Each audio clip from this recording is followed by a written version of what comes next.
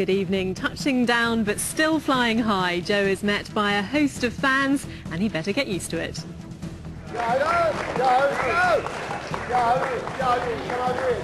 Then it was back to Wales for a hero's homecoming to sing the praises of his supporters.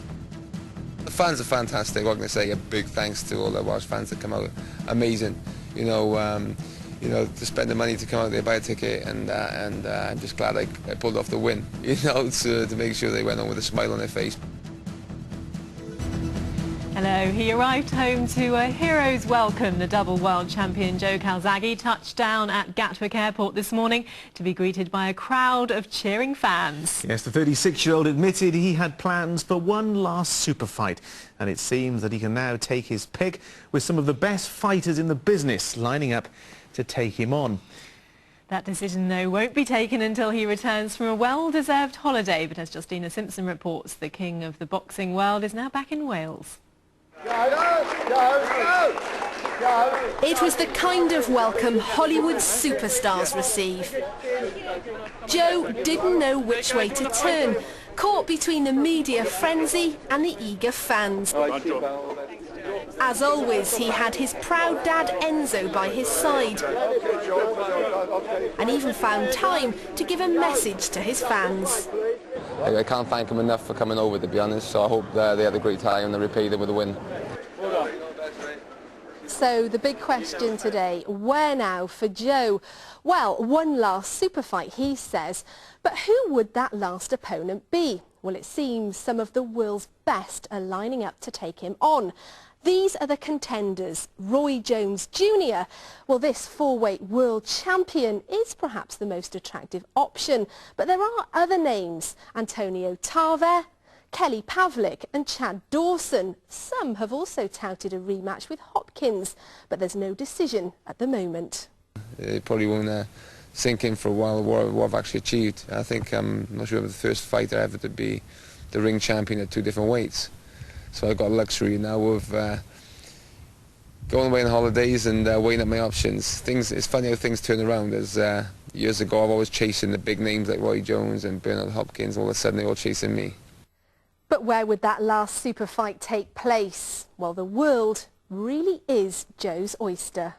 Whether it be Wales, whether it be in Manchester, whether it be in America, the fans will be coming out there in absolute flocks, and I don't mind which one it's going to be. I wouldn't mind being in Wales, actually, to be honest about it, because let's get back home now for once. But in the meantime, Joe's memories of Vegas won't just be about boxing. I'll meet Al Pacino on Thursday, and Tom Jones singing the national anthem, and meeting Sly and Bruce Willis and that, and just from Blackwood, what can I say, man? Well, the pride of Wales is now back home in Wales. He arrived to a hero's welcome this afternoon. He's booked himself a luxury holiday and a place in the Sporting Hall of Fame.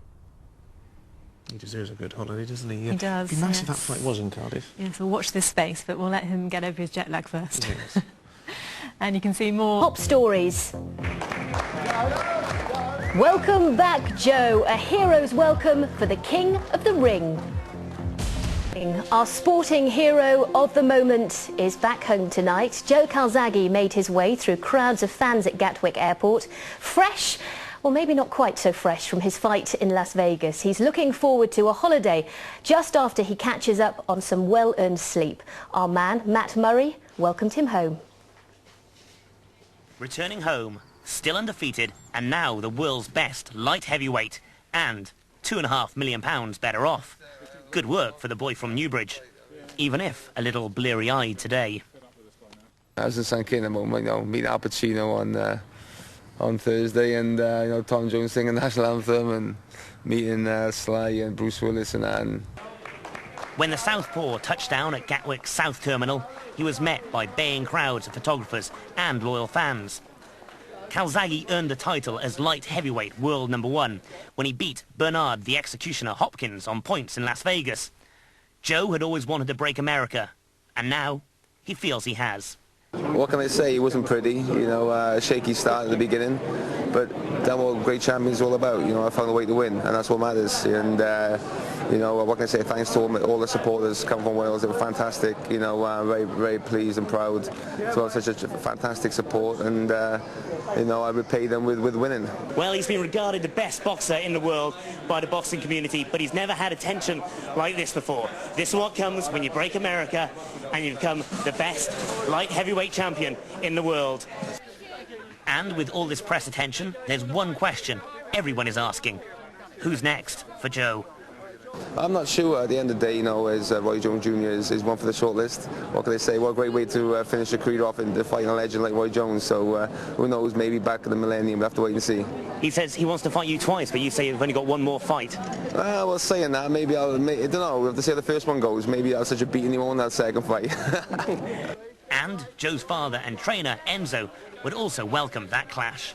The world wants to see top fights, and Joe Calzaghe with Roy Jones, you know, it's a must. So, with no firm decision on who Joe will face next, only one thing is confirmed: a well-earned break in the Caribbean, before focusing on what could be Joe's farewell fight. Glad to be home. Well, if you missed Joe's victory, you can watch it again on BBC Two. That's on Sunday at midday.